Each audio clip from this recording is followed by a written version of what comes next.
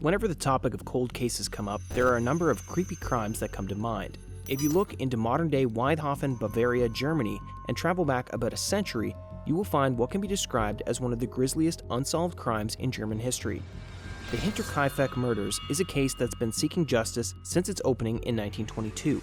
A century has come and gone with no leads, leaving this gruesome tale at a standstill, doomed to stagnation. There have been over 100 people questioned, with the most recent being in the 1980s, but nothing has led to a break or conclusion in this unsolved mass murder. There seems to be no answers to the mysterious and heinous deaths of 6 people. The monstrous use of a mattock, an unknown culprit living in the farmhouse for days after his act. This story really occurred to one household, recorded in the history of a once small town in Germany.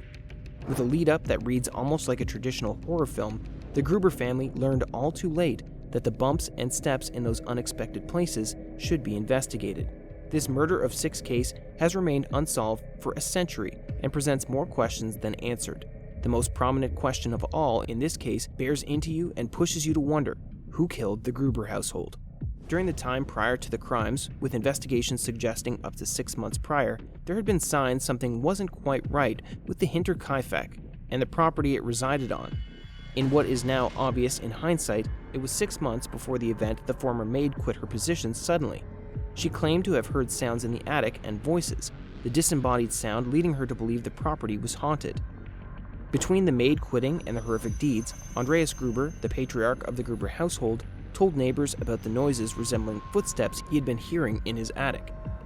For many, this would lead them to check their attic for intruders, because in modern-day times, it's easy to imagine someone doing something that bizarre. However, these were different times, and the town was small and quiet, so the Gruber household paid it no more than a passing glance.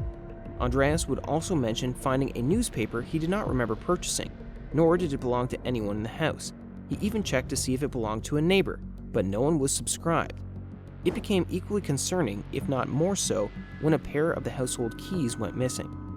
It was about a week before the crimes when Gruber mentioned a situation most concerning to his neighbor, citing an occasion that had occurred around the time.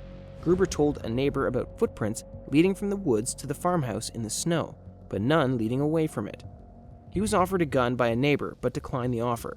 Gruber was convinced that the area was too safe and quiet to hold trouble like that.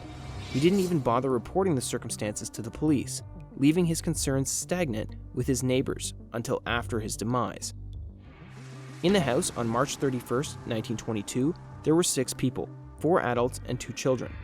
The owner of the property was Victoria, the widowed daughter of Andreas and Cecilia. She was widowed when her husband died in World War I.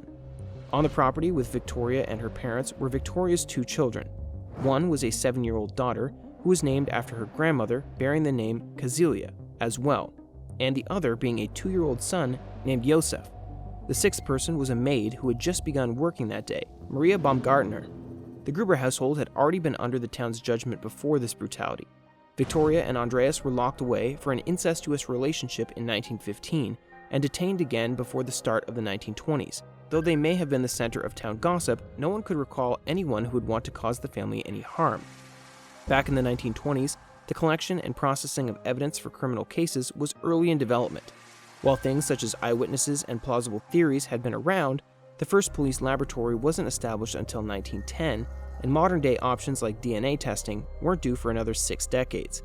Due to the lack of these tools, the details provided on the case aren't as detailed as they would have been today. There is no exact detailing for a time of death found in the records, and no evidence of use is associated with the case. The details we do have for the Hinterkaifeck murders are as follows. Between the evening of March 31st, 1922, and the morning of April 1st, 1922, an unknown assailant murdered all 6 occupants of the Gruber home in cold blood. While the time of death is not specific, it is assumed 3 of the adults and 1 of the children were lured out into the barn and attacked. After these 4 attacks, the assailant went into the home and murdered the 4th adult and 2nd child. All victims were believed to have died quickly except 1. The 3 adults to have met their untimely demise in the barn were Andreas Gruber, his wife Cecilia, and their daughter Victoria. It's believed the murder weapon of choice was a mattock, a farm tool with one end similar to a pickaxe and another to an axe.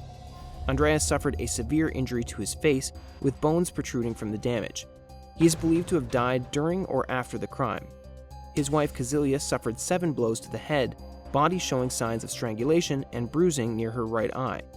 The matriarch is believed to have died either during or after the assault. Victoria was subject to a savage attack, the assailant brutalizing her with multiple wounds to the head, including mattock wounds alongside blunt force damage. The assault led to her skull smashing, and she is believed to have died during or after the attacks.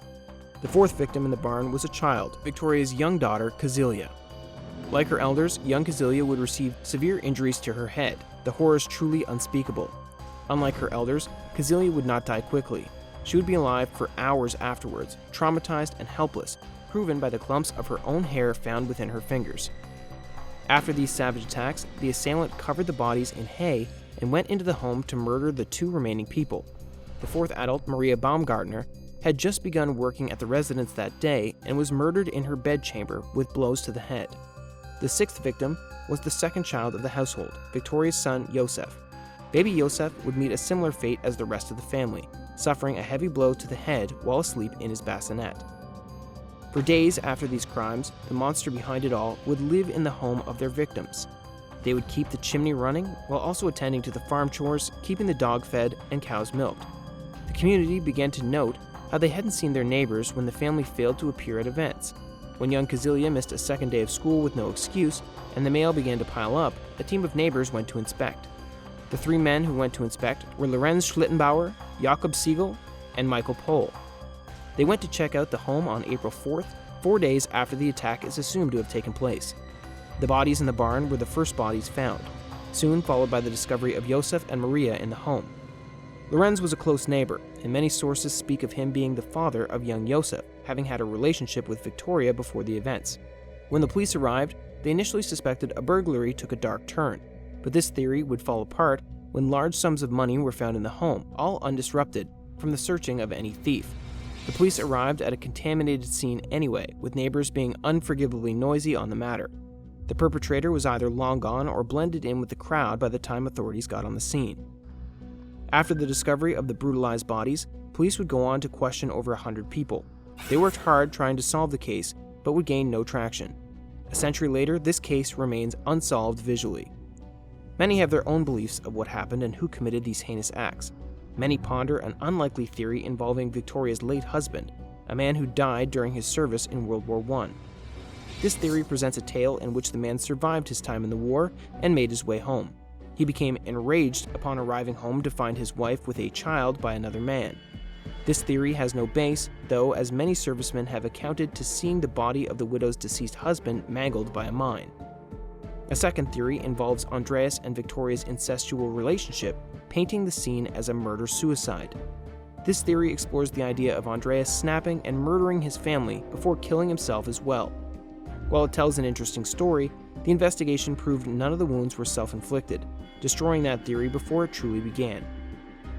A third theory, one many view as the most likely, involves neighbor Schlittenbauer. There are some recounts of Victoria threatening to sue Schlittenbauer for support of Josef, mentioning Schlittenbauer as angry after these threats. It is reported that Schlittenbauer didn't even think Josef was his. This would certainly give a motive for Schlittenbauer to murder the family to leave no witnesses. Despite the hard work the police tried to do and the number of people around the property, the case was quick to go cold. About a year after the crime, the farmhouse was torn down and replaced with a memorial commemorating the family. It has been a century since the atrocities were committed, but we are genuinely no closer to a conclusive answer. Due to the lack of development in evidential testing and crime scene investigation, it's incredibly likely the Hinterkaifeck murders will never be officially solved. That isn't to say it has not been reopened and revisited by detectives in the century since. There have been many times that they followed up on tips, including over a half-century later. During the re-examination of the case, experts seem to come to the same decision conclusively, but out of respect for living descendants, the prime suspect's name has never been made publicized. Even if someone was expected today, there is no possible way of proving guilt beyond a doubt in this long, cold case. Because evidence such as DNA wasn't tested until the 1980s, there was no need for crime scene investigators to collect or preserve the scene at all besides photos. Often reported is that the Gruber family was buried without their heads. It is said that the heads were removed post-mortem to be sent for further inspection, including being investigated by psychics. Police were trying to get any leads they could. Unfortunately, their heads would fail to make their way back to the bodies and get lost in the upheaval during World War II. Fading more and more into obscurity with every generation born, the mysterious unsolved murders of the Gruber family may forever remain as such until the end of time itself. As of today, it is amongst Germany's creepiest unsolved murder cases. Who do you think killed the Gruber household? Do you think it's someone they knew or a complete stranger? Do you think this case will ever be solved? Comment what you think down below and subscribe for more true crime content.